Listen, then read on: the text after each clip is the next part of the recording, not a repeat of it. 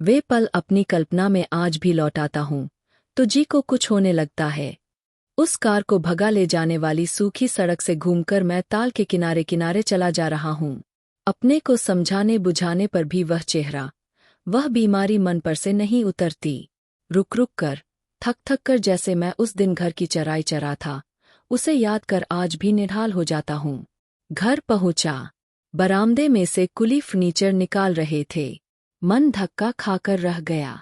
तो उस मन्नो के कमरे की सजावट, सुख सुविधा, सब किराए पर बुआ ने जुटाए थे।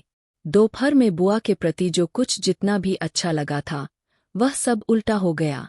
आगे बढ़ा तो द्वार पर बुआ खड़ी थी।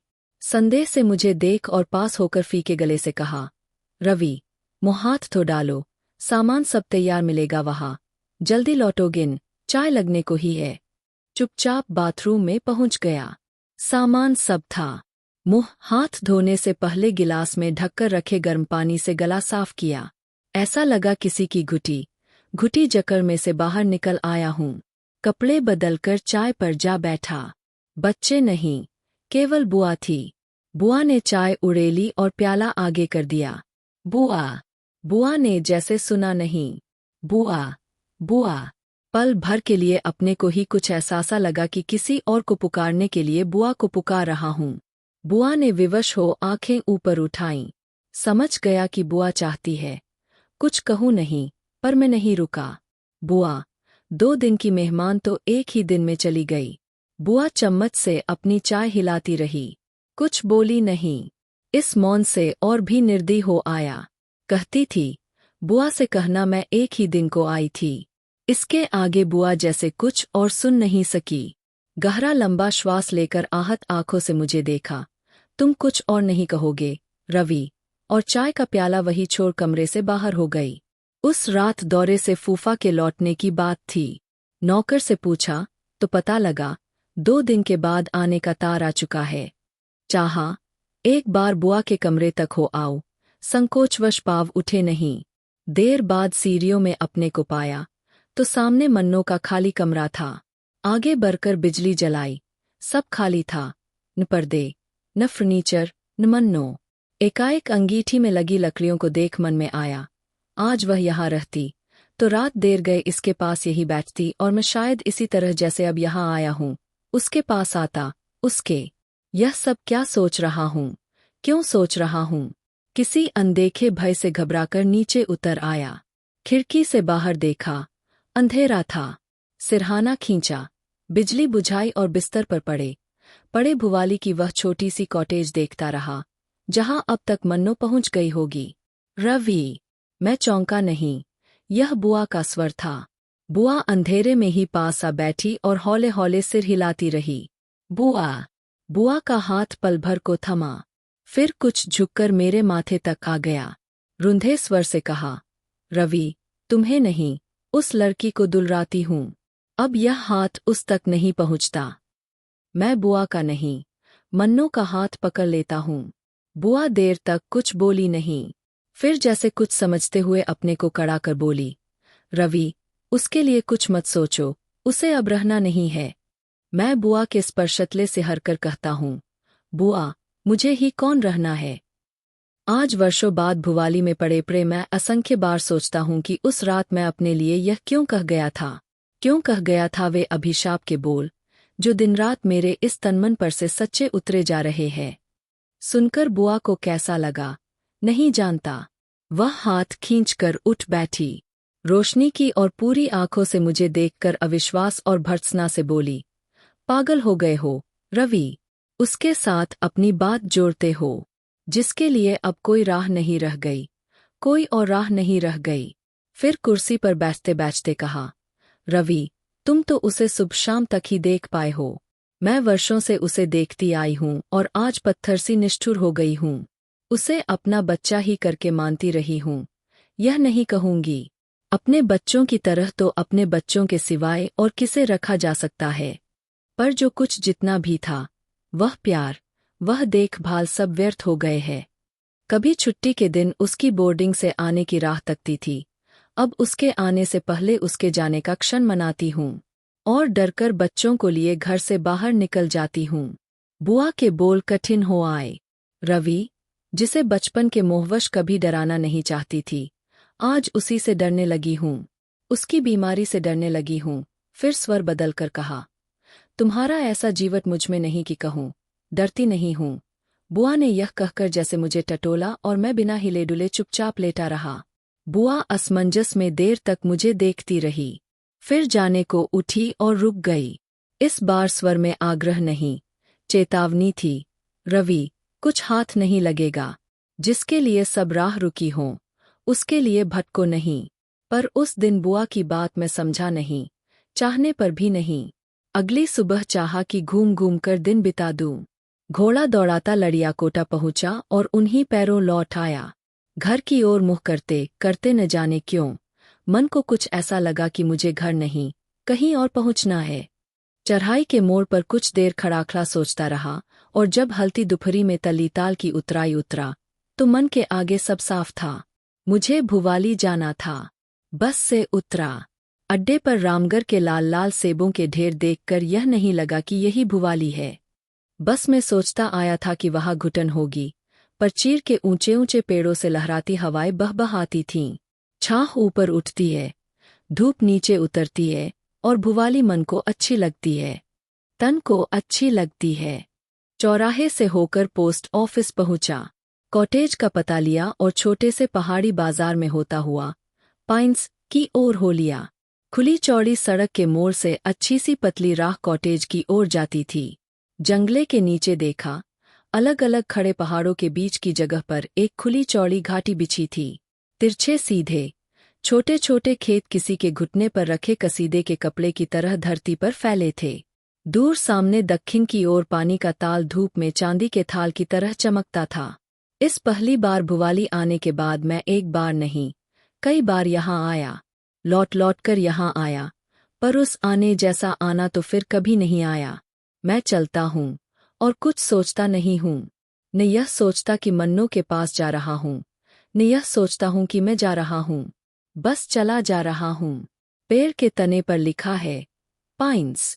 लकड़ी का फाटक खोलता हूँ और गमलों की तारों के साथ साथ बरामदे तक पहुँच जाता हूँ। कारपेट पर हौले हौले पाँव रखता हूँ कि कम आवाज हो।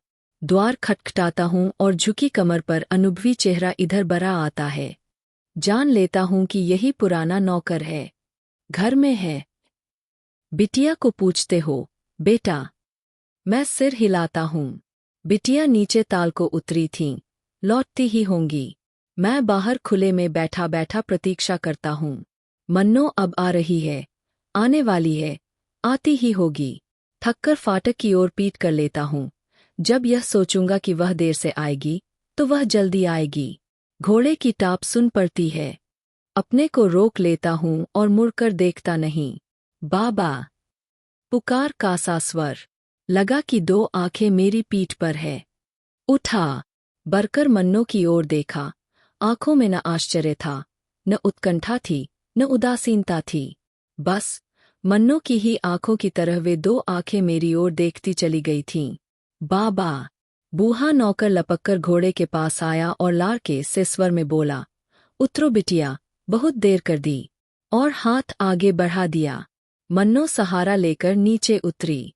तनिक अम्मा को तो बुलाओ बाबा, मेरा जी अच्छा नहीं। सुख तो है बिटिया। चिंता का यह स्वर सुनकर बिटिया जरासा हंसती, फिर रुककर लंबी सांस भरकर बोली, अच्छी भली हूँ बाबा, बड़ी अम्मा से कहो बिछौना लगा दें। बाबा ने बिटिया के लिए कुर्सी खींच दी। फिर सहमकर पूछा, बिटिया लेटोगी? हाँ बाबा। इस बार मन्नो ने बाबा की ओर देखा नहीं, जैसे कोई अपराध बनाया हो। फिर मेरी ओर झुककर कहा, क्या बहुत देर हुई? नहीं। मैं सिर हिलाता हूँ, पर आंखें नहीं। इस बार झिझक से नहीं, अधिकार से पूछता हूँ, क्या जी अच्छा नहीं? मन्नो ने पल भर को थकीत की पलकें मूंद ली और कुछ बोली नहीं। बूढ़ी दादी दौड़ी दौड़ी शाल लिए आई और कंधों पर ओढ़कर जैसे अपने को ही दिलासा देने के लिए कहा, मन्नो, ख्याली क्यों घबराने लगी? अभी सब ठीक हुआ जाता है। इनके लिए चाय भेजूं? मन्नो एकदम कुछ कह नहीं पाई। फिर कुछ सोचकर बोली, अम्मा, पूछ देखो, पिएंगे तो नहीं? मैं कुछ ठीक ठीक समझा नहीं। व्यस्त होकर कहा, नहीं, नहीं, मुझे अभी कुछ भी पीना नहीं है। मन्नो ने जैसे न सुना, न मुझे देखा ही। फिर जैसे अम्मा को मेरे परिचय की गंभीरता जताने के लिए पूछा, चाची तो अच्छी है, अभी चाचा लौटे तो न होंगे। अम्मा झट समझ गई, मन्नो की चाची के यहाँ से आया हूँ। बोली, बेटा, आने की खबर देते तो मन्नो के लिए कुछ मंगवा लेती।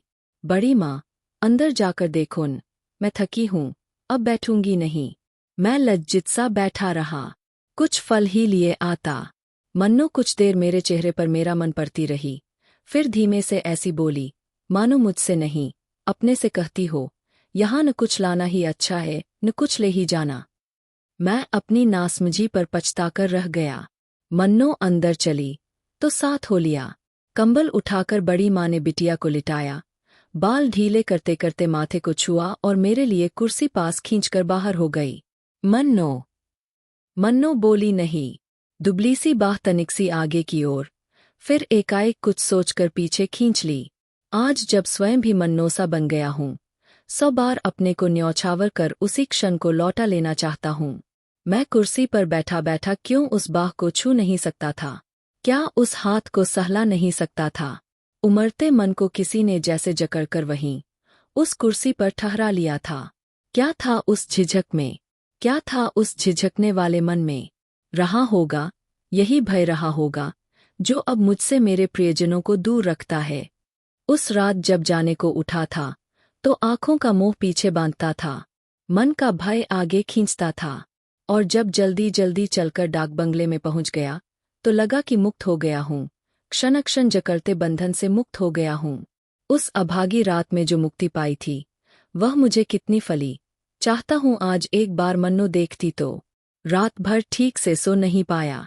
बार बार नींद में लगता कि भुवाली में हूँ, भुवाली में सोया हूँ। वही पाइंस का बड़ी बड़ी खिड़कियों वाला कमरा है। मन्नो के पलंग पर लेटा हूँ और पास पड़ी कुर्सी पर बैठी बैठी मन्नो अपनी उन्हीं 2 आंखों से मुझे निहारती है। मैं हाथ आगे करता हूँ और वह थोड़ा सा हंसकर सिर हिला कहती है, नहीं, इसे कंबल के नीचे कर लो, अब इसे कौन छुएगा? मन्नो मन्नो कुछ कहती नहीं, हंस भर देती है। रात भर इन दुःस्वप्नों में भटकने के बाद जगा तो बुआ दिख पड़ी। कुछ हाथ नहीं लगेगा, रवि। उस सुबह फिर मैं रुका नहीं, न डाक बंगले में, न भुवाली में। बस के अड्डे पर पहुंचा तो धूप में बुझी बुझी भुवाली मुझे भयावनी लगी। एक बार जी को टटोला, पाइंस, नहीं, नहीं, कुछ नहीं, लौट जाओ। घर पहुंचकर बुआ मिली। कड़ी चेतावनी वाला खिंचा खिंचा चेहरा था। भरपूर मुझे देखकर जैसे सांस रोके पूछा, कहाँ थे कल? रानी खेत तक गया था। बुआ, कह तो जाते। मैं न जाने किस उलझन में आया था। कहा, कहने को, बुआ, था क्या? दोपहर में फूफा मिले। कल लौटे थे और सदा की तरह गंभीर थे। खाना खाते उन्हें देखता रहा। एकाएक उन्हें प्लेट पर से आंखें उठाकर बुआ की ओर देखते हुए देखा, तो सचमुच में जान गया कि फूफा के भाई अवश्य ही मन्नो के पिता होंगे। दृष्टि में वही ठहराव था, वही अचंचलता थी।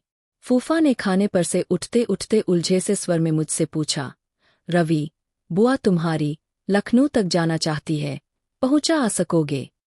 जी, सकूंगा।